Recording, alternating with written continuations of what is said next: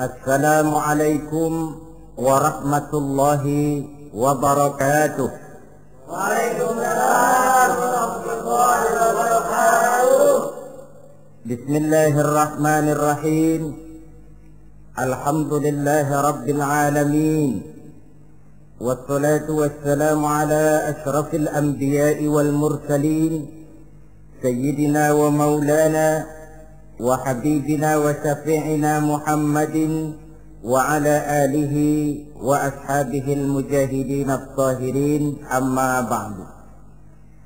Saudara-saudara kaum muslimin rahimakumullah, pada pertemuan kali ini kita akan membicarakan riwayat Nabi Allah Ibrahim alaihi salam. Beliau termasuk salah satu dari 5 orang rasul yang merupakan kelompok yang dikenal dengan ulul azmi, yaitu para rasul yang dinilai mempunyai kelebihan di dalam keutamaan, ketabahan, keuletan, dan sikap istiqomah di dalam berjuang. Jumlahnya ada 5, yaitu Nabi Nuh, Nabi Ibrahim, Nabi Musa, Nabi Isa, dan Nabi Muhammad alaihi wassalatu wassalam. Sebagaimana yang kita maklum bahwa Nabi Allah Ibrahim alaihi salam lahir pada masa pemerintahan Raja Namrud laknatullah alaih. Namrud adalah figur yang lebih merupakan kekuatan daripada keadilan, lebih merupakan kezaliman daripada kebijaksanaan. Ia seorang raja yang memerintah secara sewenang-wenang, lalu dengan segala macam cara berusaha mempertahankan kekuasaannya.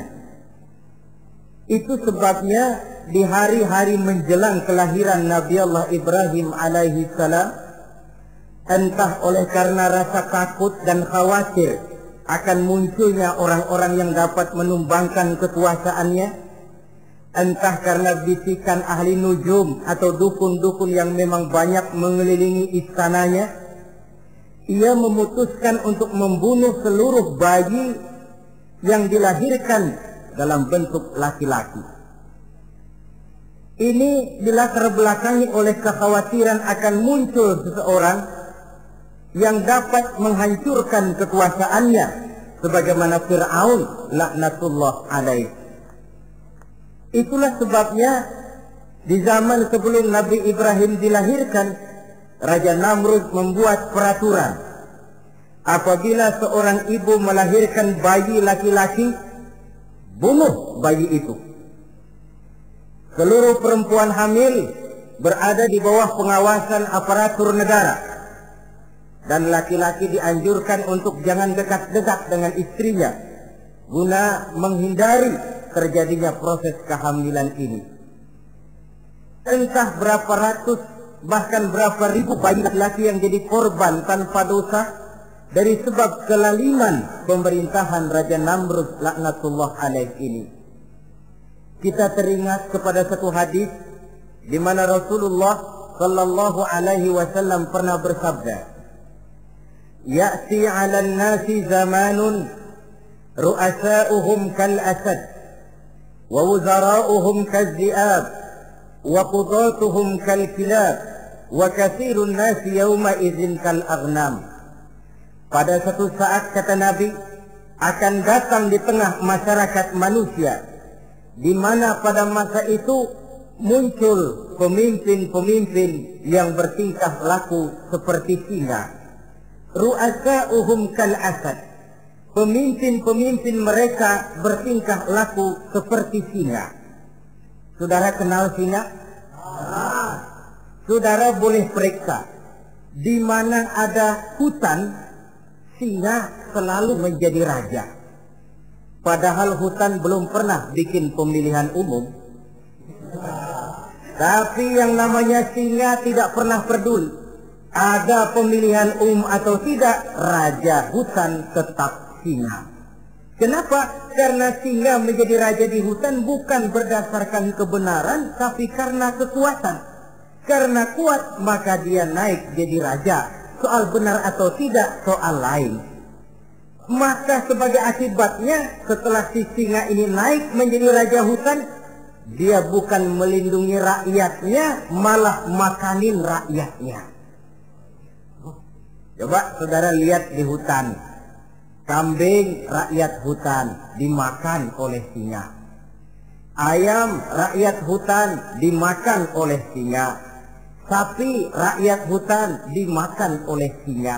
Inilah akibatnya karena singa naik berdasarkan kekuatan. Setelah naik bukan melindungi rakyatnya, malah makanin rakyatnya. Mental semacam inilah yang dimiliki oleh Raja Namrud laknatullah alaih. Cuma karena rasa ketakutan akan datang orang yang akan menumbangkan kekuasaannya, maka seluruh bayi laki-laki harus dibunuh tanpa dosa apapun. Itulah kata Nabi, akan datang di tengah masyarakat manusia muncul pemimpin-pemimpin yang mentalnya seperti singa. Nah, kalau yang jadi pemimpin sudah seperti singa, wa wuzara'uhum kaz-zi'ab. Yang jadi wazir, yang jadi menteri, kata Nabi, lagunya seperti serigala. Nyetel ini, tapi serigala. Apa serigala itu? Saudara tahu dalam dongeng anak-anak, serigala itu kan binatang yang paling licik. Untuk terang-terangan dia tidak berani karena tidak punya kekuatan seperti sang singa. Maka dia pakai ilmu kelicikannya. Serigala itu kalau ingin makan daging ayam, pakai bulu ayam. Kalau kepengen makan daging kambing, pakai bulu kambing. Pendeknya, serigala binatang yang menghalalkan segala macam cara asal tujuan tercapai. Itulah serigala. Lambang dari sifat kelicikan. Lempar batu, sembunyi tangan. Pengen makan daging ayam, pakai bulu ayam, nyaruh jadi ayam. Pengen makan daging kambing, pakai bulu kambing, nyaruh jadi kambing. Ini akibat dari yang pertama tadi. Pemimpin seperti singa, lalu menteri pun seperti serigala. Efeknya kemudian yang segera menyusul apa? Wa qudatuhum kal kilab. Kalau pemimpin sudah seperti singa, menteri sudah seperti serigala, wa qudatuhum kal kilab, akan muncullah para penegak hukum yang mentalnya seperti anjing. Inna lillahi wa inna ilaihi raji'un. Penegak hukum yang mentalnya seperti anjing itu. Anjing, saudara lihat, anjing akan setia kepada siapa saja yang memberinya daging. Kalau dia disuruh jaga rumah, dia tidak bisa membedakan mana yang maling, mana yang tamu. Biar yang datang tamu, kalau nggak bawa apa-apa, pasti digonggong. Biar yang datang maling, kalau bawa daging, anjing kalem. Pokoknya siapa yang berdaging, itulah majikan saya. Apa kata majikan saya, itulah yang saya laksanakan. Maka hilang kebenaran hukum, hancur norma-norma keadilan. Oleh karena apa? Oleh karena anjing dapat daging. Lalu dalam kondisi semacam itu yang jadi rakyat bagaimana? Kata Nabi, wa katsirun nas yauma idzin kal aghnam. Adapun kebanyakan orang pada masa itu lagunya sudah seperti kambing. Saudara, kambing itu binatang yang cuma menang groyokan dan tidak punya alternatif. Namanya kambing, digiring ke lapangan embe. Betul kan? Betul. Digiring ke kuali embe, dikasih makan rumput embe, sampai pun mau dipotong masih embe juga. Tidak punya pilihan lain si kambing ini, tidak punya alternatif lain. Kondisi semacam inilah yang terjadi di masa pemerintahan Raja Namrud laknatullah alaih. Oleh karena diiming-iming, dibisiki oleh dukun-dukunnya, oleh nujum-nujum yang mengelilingi istananya bahwa akan datang seorang anak laki yang kelak akan menumbangkan kekuasaannya, dia mengeluarkan peraturan. Ya, peraturan singa. Mulai saat ini diumumkan kepada seluruh rakyat, siapa-siapa perempuan melahirkan bayi laki-laki, bunuh hidup-hidup. Seluruh orang bunting di bawah pengawasan hansip negara. Dan mulai malam ini supaya semua kaum bapak jarang-jarang tidur sama istrinya. Namanya peraturan Namrud. Tapi apa yang memang Allah kehendaki untuk terjadi pasti terjadi. Yaitu kelahiran Nabi Allah Ibrahim alaihi salam. Pada saat beliau terlahir ke alam ini oleh ayahnya yang bernama Azar, disembunyikan di dalam sebuah gua.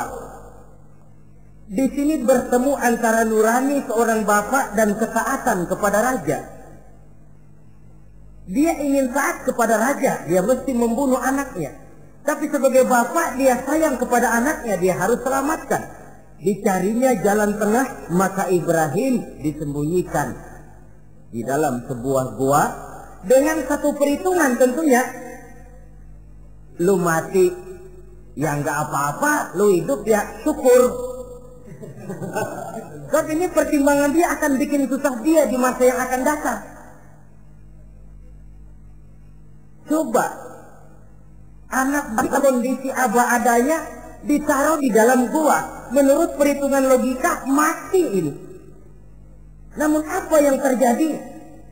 Nabi Allah Ibrahim yang sejak masa bayi diletakkan dalam gua dipelihara oleh Allah.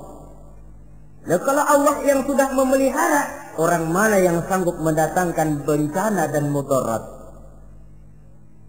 Untuk melangsungkan kehidupannya, Nabi Ibrahim itu mengisap ibu jarinya. Dan konon menurut riwayat dari ibu jarinya itu keluarlah madu. Sehingga walaupun tidak didampingi oleh ayah dan ibunya, tinggal di dalam gua seorang diri, pertumbuhannya sebagai seorang bayi menjadi seorang anak, tumbuh dengan pesat sebagai lazimnya anak-anak yang lain. Dalam ilmu tauhid ini yang dinamakan irhad. Tanda-tanda yang diberikan kepada seseorang yang akan dipilih menjadi rasul pada saat dia masih anak-anak. Ini yang dinamakan irhad. Adapun kalau dia sudah diangkat menjadi rasul, maka tanda-tanda itu dinamakan mukjizat. Kalau jatuh kepada wali, maka tanda itu dinamakan karamah atau yang